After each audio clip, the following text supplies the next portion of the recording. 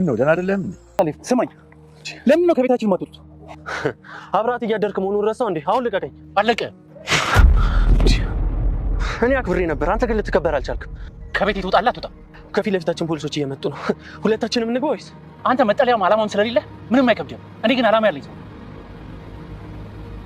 አላማዬ ቲናን ልብ መመለስ ማለት ላይኔ እንደሰለቸችኝ ማን በነገር ይኸውልህ ከኔ ጋር እንዲሞን አይደለም የሚጠበቅብህ ይኸውልህ እኔ አንተን ካልተበቀልኩኝ ካሌብ አትበለኝ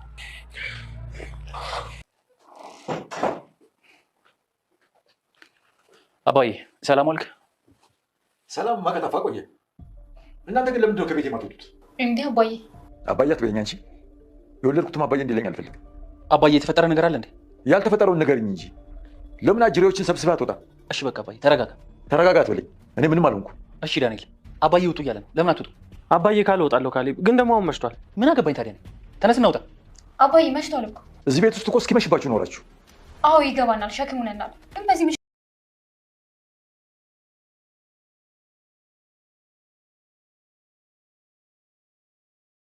ተስማማን አይደል እንዴ አልገባኝም እየሸመጠጥሽ ነው እኔ የምን መሸምጠጥ ብሩ እንደው ለሚስት ስትወጣ ሰጣታል ቲና እባክሽ ውጭልኝ አታሳስችኝ የኔ ፍቅር ባህሪን እኮ አስተካክያለሁ ደግሞ አትልፋ መቼም ከዚህ ቤት አልወጣም ቲና በድጋሚ እንገባለን ውጭልኝ አልኩሽ እኮ አልወጣም አትጩህ ይልቅ ነው አንተኛ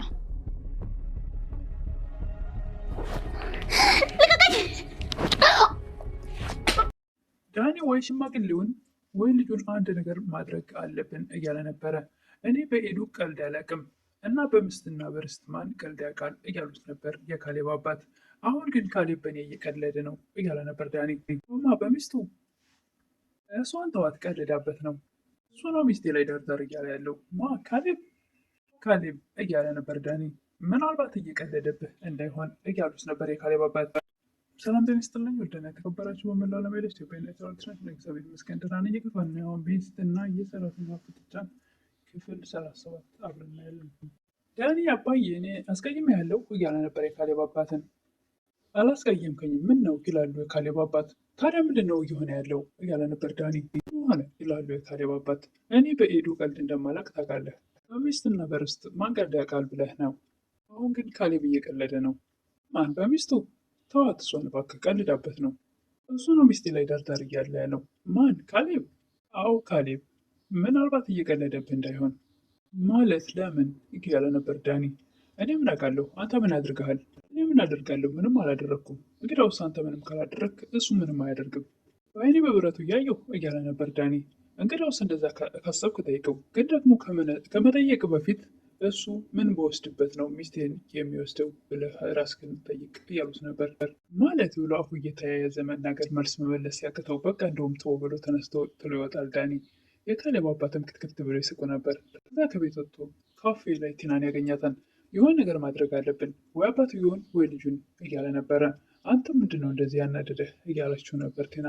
አንተ ምንም የምታደርግ ሰው አይደለህም እያለች ነበር ቲና።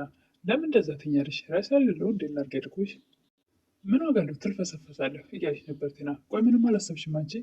አስብም ነግር ይመስላል ወለም ደግሞ አትነግሪኝ።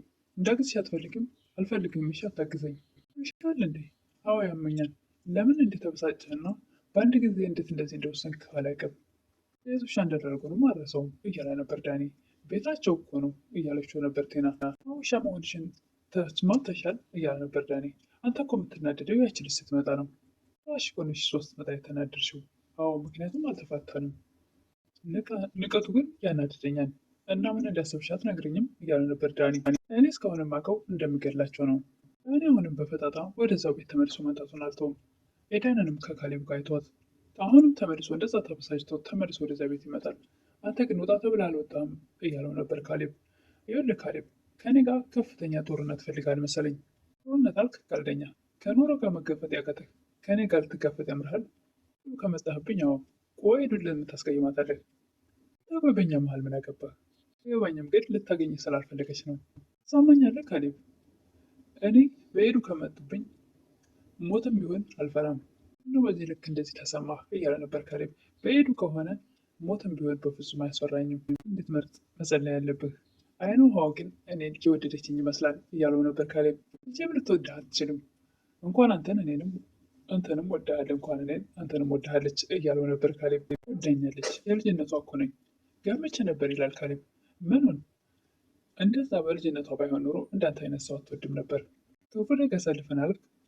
እስቲ ያሳለፋችሁትን አንድ ደግ ነገር ንገረኝ። ምናልባት ክፉ ነገር አሳልፋችሁ ይሆናል እንጂ። ቆይ በድህነቴ እየተዘባበትክ ነው? ድህነቴ ብለህ እኮ የራስህ ስታደርገው ትልቅ ነገር ደግሞ ከጀርባ ያስቀመጥክ ይመስላል። ይኸውልህ ካሌብ እመነኝ፣ በእሷ ከመጣህ ምንም ነገር ቢሆን አደርጋለሁ።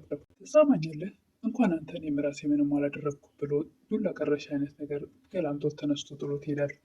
ካሌብም አባቱ ቸኩለህ የከፋ ነገር እንዳታደርግ እያሉ ሁልጊዜ ስለሚመክሩት ዳኒ ምንም ነገር ቢያደርግ መጥፎ ነገር ሊያደርገው ወይም ሊያደርስበት አይፈልግም። ዳኒ ምንም ነገር ሲፈጠር ሮጦ ወደ ትሁት ወዳለችበት መሄዱን ሁልጊዜም ስለማይተው አሁንም ወደ ትሁት ጋር ሄዶ አንቺ ግን ውሸታም ነሽ ይችላል። ሊሆን ይችላለሁ ምንድነው ደግሞ ትለዋለች። ቢያንስ ኤዱን አትርፈሃል ብለሽ ነበር። ተካካያ እኔ ኤደንን አትርፍ ነው ያልኩ ደጋግሜ እንጂ አትርፈሃል አላልኩም። ገባኝም ገደል ግባ ትላለች ትሁት። ምን ላድርግህ ትሁት? እኔ በጣም ልጠላሽ ነው። እንዳት አይነት አይኑን በጨው ያጠበ ወደደኝ ጠላኝ ምን እንዳያመጣ ነው ልጅ ትሁት ይላል ዳኒ። እባክህ ምንም አታስረዳኝ። ሰው ጥሩ ሲሆንልህ ደግሞ ምንም አይገባህም። እንዳንተ ማንነት እኮ ለአውራህ ራሱ በጭራሽ አይገባም ነበር። ኤዱና ካሌብ እኮ እጅ ለእጅ ተያይዘው ገቡ ይላል እኮ። ለዛ ነው እኮ ኤደንን አትርፍ ስልህ የነበረው። እኔም እኮ የፈረሰበት ትዳር ነው ውለታ ነው ያላልኩለት ይላል ጭራሽ ዳኒ። የቱ ገብተህ ከሚስቱ ጋር አልጋ ላይ መተኛትህን ውለታህ እያለችው ነበር ትሁት። አጭበርባሪ ናት ይላል ዳኒ። አንተም እኮ ከእሱ አይባስክ አጭበርባሪ ነህ። እሱ ገንዘብ አይደል እንዴ እንደፈለግክ ስትሆን የኖርከው? ወደ ችግር ውስጥ ገባ እያልሽ ነው ያለ ነበር ዳኒ። የፈለግከውን ማድረግ ትችላለህ፣ ብቻ ከኔ ላይ ዞር በልልኝ። ኤደን ትሁትን ውጭ ላይ አግኝታት ትሁትዬ ከባድ ጨዋታ ውስጥ ገብቻለሁ እያለች ነበር። አስበሽበት ነው ግን የገባሽበት እያለች ነበር ትሁት ለኤደን። በጣም አስቤበት ነበር ግን ደግሞ በጣም እያስጠላኝ ነው። ምን ያስጠላሻል? ምን ተፈጠረ? ገና መች ጀመርኩት እያለች ነበር ኤደን። ግን ደግሞ ጥሩ ነገር የሚፈጠር አይመስለኝም። አይ ምንም አታስቢ፣ አንቺ ብቻ ጠንቃቃ ሁኚ። እስኪ እንዴት ልጠንቀቅ ንገሪኝ እያለች ነበረ። በእርግጥ እያበደልሽ ነው። ጨርቁን ጥሩ አያብድም ትሁቴ። እኔ እኮ ለእሱ በጣም ብዙ ዋጋ ነው የከፈልኩት። የአንቺኛ ቤት መምጣት የሚያናድደው ዳኒም ብቻ ነው፣ ለእኛ ግን በጣም ጥሩ ነው። እጁ ያለውን ወርቅ ሲያጣ ይገባዋል እያለች ነበር ትሁት እያለች ነበር ኤደን። ሰው ቤት እኮ ግግም ብለው ነው የተቀመጡት። አንቺ ስትኖሪ ደግሞ እሷም ደስ አይላቸውም። ብዙ ነገር አለ ትላለች ትሁት። እንደዚህ ጭራቅ ከሆነችማ እንዳትገድለኝ እያለች ነበር ኤደን። ለመግደል እኮ ዳኒ ጭራሽ አያስነካሽም እያለች ነበር ትሁት ለኤደን። ዳኒ ለኤደን ደውሎ እባክሽ ሁሉንም ነገር ላንቺ ስል እንዳደረግኩት ተረጅኝ እያላት ነበረ። ቆይ አንቺንም ቁስ ደለለሽ እንደ ቁስ እያላት ነበረ። እባክሽ ኤዱ ይቅር በይኝና ሁሉንም እንደ አዲስ እንርሳውና ያለፈውን እንደ አዲስ እንጀምር እያለ ነበረ። ጆሮ ላይ እየዘጋች ይመስላል። ሄሎ ሄሎ ሲል መልስ አልነበረም። ጤና በራት ግብዣ ሰበብ የሚጠጣው መጠጥ ውስጥ የእንቅልፍ መድኃኒት ሰጥታ አንድ ቀን አብረው ስላደረች ካሌብን መኝታ ቤት ትጠብቀዋለች። ምትሰሪያለች መኝታ ቤት እያለ ነበር ካሌብ። እንዴ በቃ አሁንማ እኮ አንድ ሆነናል። መቼ ነው ከዚህ ቤት ውልቅ የምትይው እያለ ነበር ካሌብ። በቃ ተስማማን አይደል እንዴ አብረን አደር አይደል እንዴ እያለች ነበረ። አልገባኝም፣ እየሸመጠጥሽ ነው? የምን መሸምጠጥ ነው? ብሩን እንደሆነ ለሚስት ስጦታ የሰጠው ነው። ደፈት 400 ሺህ ብር ስጠኝ ብላ 400 ሺህ ብር ተቀብላ ከተለያዩ በኋላ በእንቅልፍ መድኃኒት አታለው አብረው ስላደረች አሁንም በፍጹም አልወጣም በሚል ክክም። እባክህ የኔ ፍቅር ባህሪዬን እኮ አስተካክያለሁ፣ ደግሞ አትልፋ፣ መቼም ከዚህ ቤት አልወጣም እያለች ነበር ቴና። ድጋሚ እንጋባለን። ካሌብም እጅግ በጣም ትዕግስቱ ያልቃል። እንዴት አገመ ውጭልኝ ሲላት እኔ መጨረሻ አልወጣም ይልቁን እናንተኛ ትል ነበረ። ካሌብ ትዕግስቱን ስላለቀና ስለተፈታተነችው እጅግ በጣም ስላበሳጨችው አንገቷን አንቆ ይዛታል። እሷም እንግዲህ በሰዓቱ ራሷን ስታለች። ሌላ ምንም የተፈጠረ አይመስልም፣ ራሷን ይሳተች እንጂ። ካሌብም ይህን ያክል ከፍተኛ ጉዳት የሚያደርስ አይነት ልብ ያለው ሰው አይመስልም። ለዛሬ እንግዲህ ቪዲዮ ያለቀው እዚህ ላይ ነው። በቀጣይ እስክንገናኝ መልካም ቆይታ እያልኩኝ ለምታበረታቱኝ እህቶቼ ምስጋና ከልብ ነው። አዲስ የሆናችሁ ደግሞ ሰብስክራይብ እያደረጋችሁ ቤተሰብ አድርጉኝ፣ አበረታቱኝ እላለሁ። አመሰግናለሁ።